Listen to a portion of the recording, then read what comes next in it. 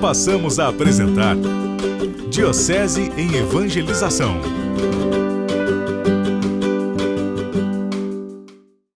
Para nós entendermos o que significa o pecado, precisamos fazer uma viagem de volta ao Antigo Testamento. O relato do livro do Gênesis vai dizer que Deus criou todas as coisas.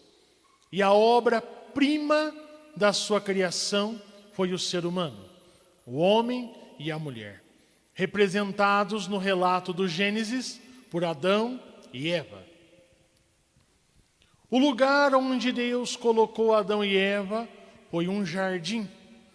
E nesse jardim onde estava Adão e Eva, conta-nos o Gênesis que Deus passeava pelo jardim. Deus conversava com Adão e conversava com Eva. Se é assim, nós poderíamos nos perguntar: para que Deus nos criou? Para que Deus criou o ser humano? Deus nos criou para estabelecer conosco um relacionamento autêntico. É um relacionamento de amor. Nós ouvíamos há alguns domingos atrás o Evangelho. Eu não chamo vocês de meus servos, eu chamo vocês de meus amigos. Deus nos criou para estabelecer conosco um vínculo de amizade, um relacionamento autêntico. Esse relacionamento é nosso para com Deus e também é um relacionamento autêntico entre nós. Se vocês relerem lá o capítulo 2 e 3 do livro do Gênesis, vai contar que Adão e Eva, quando estavam no jardim, eles estavam nus. Por que será que o autor do livro do Gênesis quis colocar esse detalhe?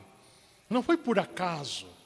Foi para dizer que Adão e Eva tinham um relacionamento tão transparente que não existia máscaras, que não existia roupas.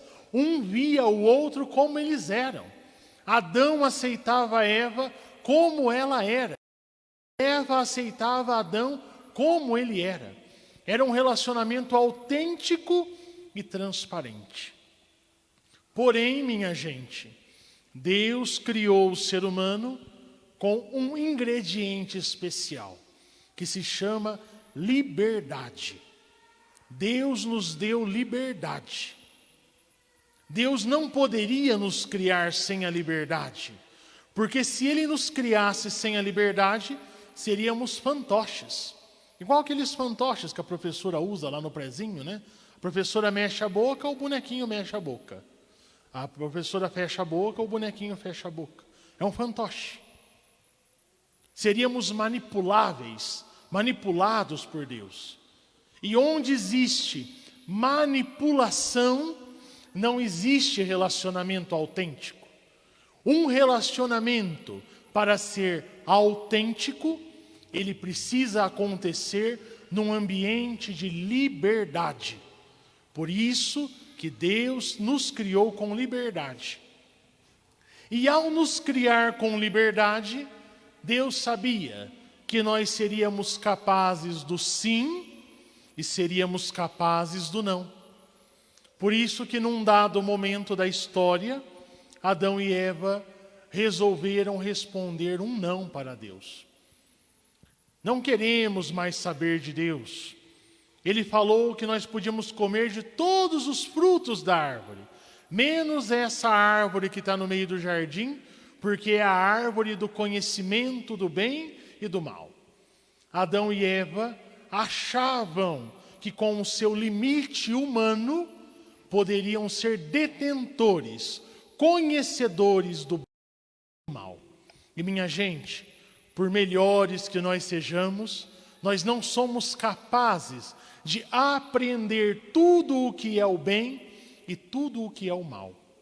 Só existe um que é capaz de ter esse conhecimento do bem e do mal: Deus. Nós, por melhores que sejamos, não podemos ter.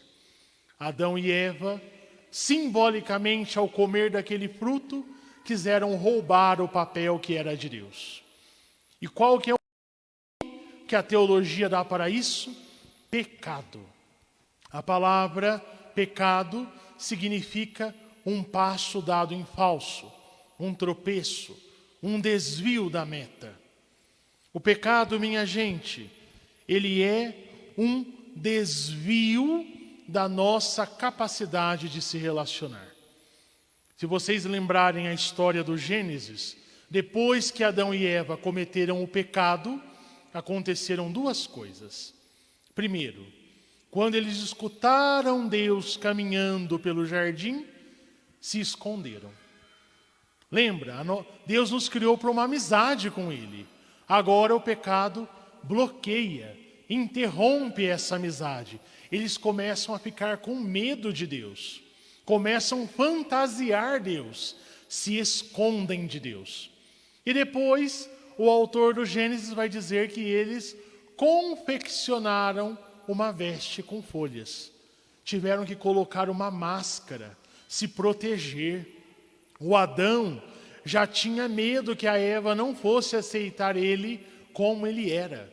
E a Eva também já estava com medo de que ele não fosse aceitar ela como ela era. Uma máscara, uma fantasia, um obstáculo no relacionamento.